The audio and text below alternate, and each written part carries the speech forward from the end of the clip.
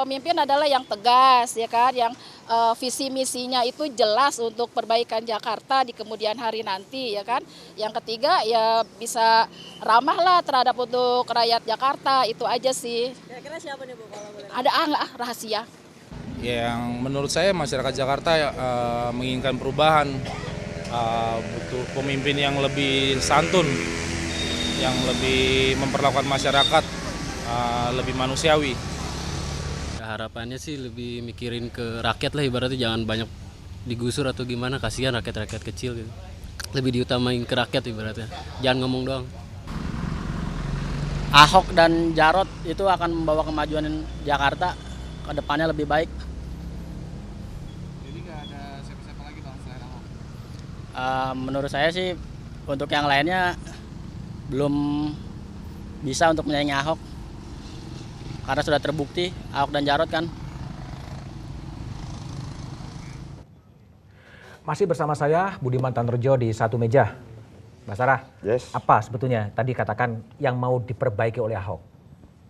Ya, beberapa poin yang kami pelajari dari surveinya Mas Hanta, poltreking kemarin, itu tingkat kepuasan publik itu salah satunya tentang program-program Kartu Jakarta Pintar, Jakarta Sehat, Jakarta Sejahtera, kemudian proses pembersihan sungai-sungai, aliran sungai dan lain sebagainya.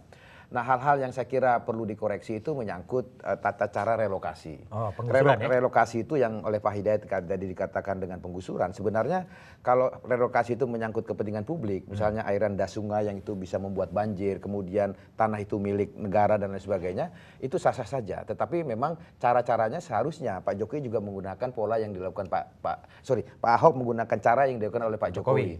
Yang membangun komunikasi yang intensif, lebih mengayomi dan menghormati hak asasi manusia dan lain sebagainya. Di luar itu kami sebenarnya tidak terlalu melihat hal-hal yang prinsipil sekali yang menjadi kekurangan Pak Ahok dalam memimpin DKI Jakarta, kecuali beberapa catatan yang saya katakan itu tadi.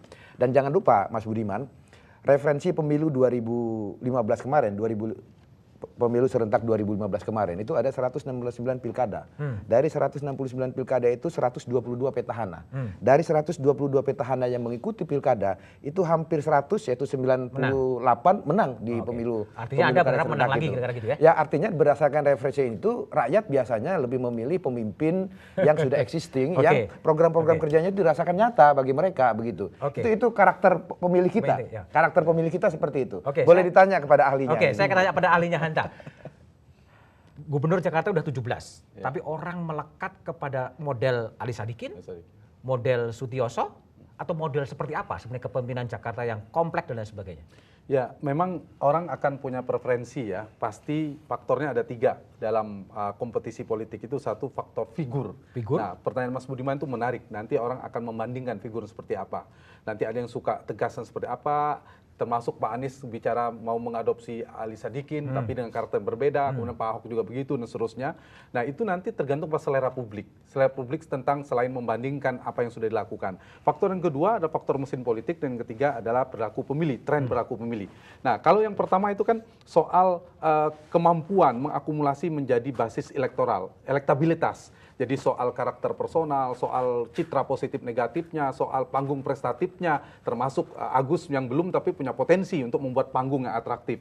Nah, saya ingin masuk tadi ya, yang Mas Bas katakan tingkat kepuasan, itu sama-sama potensinya dengan penantang maupun Pak Ahok. Kenapa saya katakan di ronde kedua, keduanya punya potensi. Misalnya katakanlah dari 68%, separuhnya 35 sampai 40%, atau survei poltreking terakhir itu ketika kita simulasi 2 pasangan, itu Ahok di 38%, Anies Sandi di 36%, sisanya 26%. Nah, masuknya Agus itu bisa mengambil ceruk yang belum menentukan pilihan atau dari mana-mana, termasuk ke Anies yang paling mungkin diambil. Nah, dari sini potensi yang ingin saya katakan apa? Ahok punya potensi di ronde kedua, dia mengambil ceruk, bukan ceruk, mengambil orang yang puas tapi tidak memilih dia.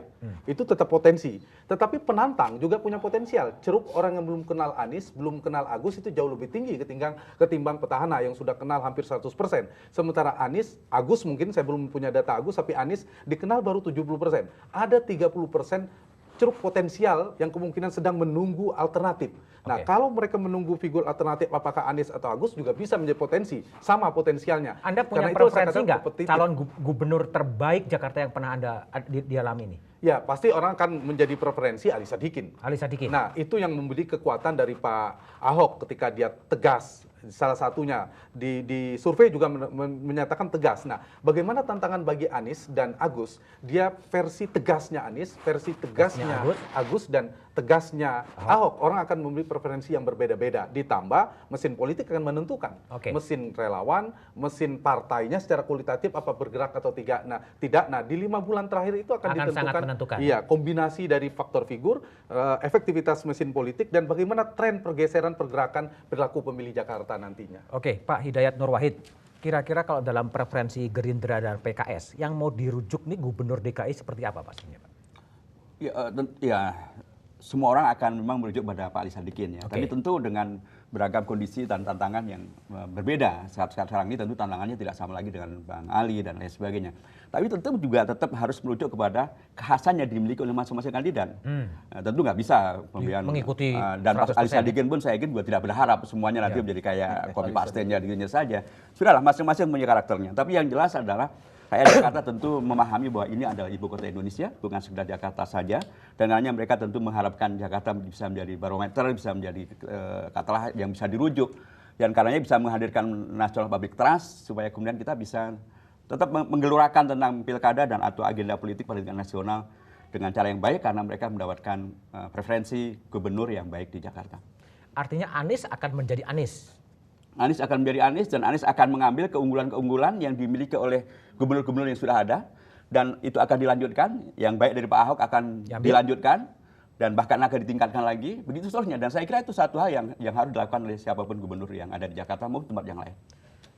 Pak Syarif Hasan, kalau model Agus yang mungkin miskin dalam politik tapi selama hampir 15 tahun berada di militer, model seperti apa yang akan dilakukan dan diterapkan untuk menyelesaikan masalah ibu kota yang demikian kompleks sebetulnya? Ya, sebenarnya gini, ada teori pendekatan leadership.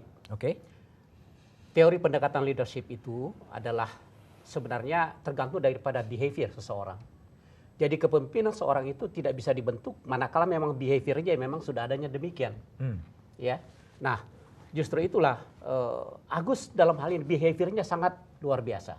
Dia santun, dia selain itu dilengkapi dengan kecerdasan dan ketegasan yang dimiliki, apalagi anak muda. Sekarang ini zamannya anak muda untuk zamannya anak muda ya? Zamannya anak muda. Kita lihat saja gubernur Jambi, gubernur Lampung, gubernur NTB, rata-rata antara 36 38. Ya.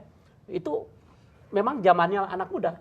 Nah, tapi pimpinan parpolnya masih tua-tua Pak ya? Nggak apa-apa, yang penting eksekutifnya yang menjadi yang muda. Nah, inilah eranya anak muda untuk tampil memimpin bangsa, memimpin DKI. Nah, kita lihat sebenarnya apa yang disampaikan oleh sahabat saya Pak Basara tentang petahana. Saya pikir petahana sekarang ini perlu untuk dikoreksi total. Pertama kita lihat aja secara kuantitatif ya, pertumbuhan untuk ekonomi di Jakarta ini sangat rendah. Gini ratio itu semakin meningkat. Antara orang miskin dan orang kaya semakin meningkat. Salah satu penyebabnya oleh karena apa? Karena APBD tidak terserap. Tidak terserap. Ya. Itu hanya untuk tahun 2016 ini itu hanya terserap tidak lebih dari 15%. Artinya apa? Program-program untuk rakyat itu tidak tersalurkan ke masyarakat. Nah, saya memberikan hak jawab dulu pada Pak Basara lah. Gini ratio makin luas dan kesenjangannya makin luas. Apa jawab pendek aja? Itu yang bikin saya bingung Mas Budiman. Penyerapan anggaran rendah tapi kepuasan publik tinggi. Ini saya bingung bagaimana Mas Hanta bisa menjelaskannya. Dengan tingkat penyerapan APBN yang rendah karena terjadi kasus korupsi di DKI Jakarta sehingga Pak Ahok melakukan langkah-langkah ya katakanlah aksi sepihak begitu untuk menyelamatkan APBD itu supaya tidak dikorup oleh oknum-oknum yang korupsi. Tetapi kok tingkat kepuasan publiknya masih 70%. Ini apalagi kalau nanti didukung dengan tingkat penyerapan anggaran yang tinggi. Mungkin tingkat kepuasan publik bisa 100% kali ya. Baiklah. Biarlah warga Jakarta yang akan memilih di 15 Februari. Terima kasih Pak Sarif, terima kasih Hanta, terima kasih Pak Sarif dan Pak Hidayat. Jakarta adalah barometer politik ibu kota. Pilkada Jakarta bukan hanya memilih siapa yang akan memimpin Jakarta 5 tahun ke depan, tapi instrumen politik mematangkan demokrasi Indonesia dan memerangi korupsi di ibu kota. Warga Jakarta mendapatkan kemewahan dengan hadirnya calon pemimpin muda, modern dan ikatan partai politik. Jakarta menggantikan konteksi gagasan, program, model kepemimpinan, dan bukan umbaran isu yang bisa memprovokasi massa. Demikian Satu Meja malam ini. Saya Budiman Tanrojo. Sampai jumpa pada Satu Meja pekan depan. Selamat malam dan terima kasih.